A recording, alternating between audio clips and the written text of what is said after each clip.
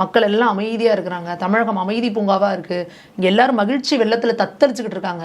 அதாவது எப்படின்னா முதல்வரில் ஐயோ நான் பயங்கர சாதனை பண்ணிட்டேன், என் சாதனை எப்படி முறியடிக்கிறதுன்னு எனக்கே தெரியல அப்படிலாம் காமெடியாக பேசிக்கிட்டு, இது கவுண்டமணி செந்தில் ஜோக்கை விட மிகப்பெரிய காமெடியாக வந்து முதல்வர் பண்ணிட்டு இருக்கிறாரு. முதல்வர் இதுவும் கேட்டார், உங்களுடைய கனவு என்ன அப்படின்ட்டு கேட்டிருந்தேன், உங்களுக்கு இன்னும் என்ன வேணும் அப்படின்ட்டு. அதான் நான் செய்யறதெல்லாம் செஞ்சு முடிச்சு கிழிச்சிட்டீங்க, அப்போ அடுத்து கனவு என்னன்னு கேட்குறாங்க.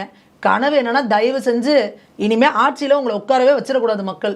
இந்த மக்களோட கெட்ட கனவு இந்த 5 வருஷம் இனியாவது மக்கள் முடிச்சுக்கணும், இந்த திமுக வந்து இனி ஆட்சியிலேயே இருக்கக்கூடாது அப்படின்றதான் எங்கள் எல்லாரோட கனவாகவும் இருக்குது. ஏன்னா பெண் குழந்தைகளை வெளியில் அனுப்ப நமக்கு பயமாக இருக்குது. இந்த நந்தனம் கலைக்கல்லூரியில் கூட பாருங்கள் அந்த மாதிரி சம்பவம் நடந்திருக்கு. இதுக்கெல்லாம் கண்டனம் தெரிவிக்கிறாரான்னு பாருங்கள் முதல்வர், நடவடிக்கை எடுக்கிறாரான்னு பாருங்கள். என்னன்னா அவர் ஒத்துக்கவே தயாராக கிடையாது. அப்படிலாம் எதுவுமே நடக்கலைங்க. பெண்களுக்கு தமிழகம் தாங்க பாதுகாப்பான மாநிலம் அப்படின்னு அவரே அவருக்கு பாராட்டு விழா நடத்திக்கிறாரு, அவரே அவருக்கு புகழ் மாலை சுட்டிக்கிறாரு.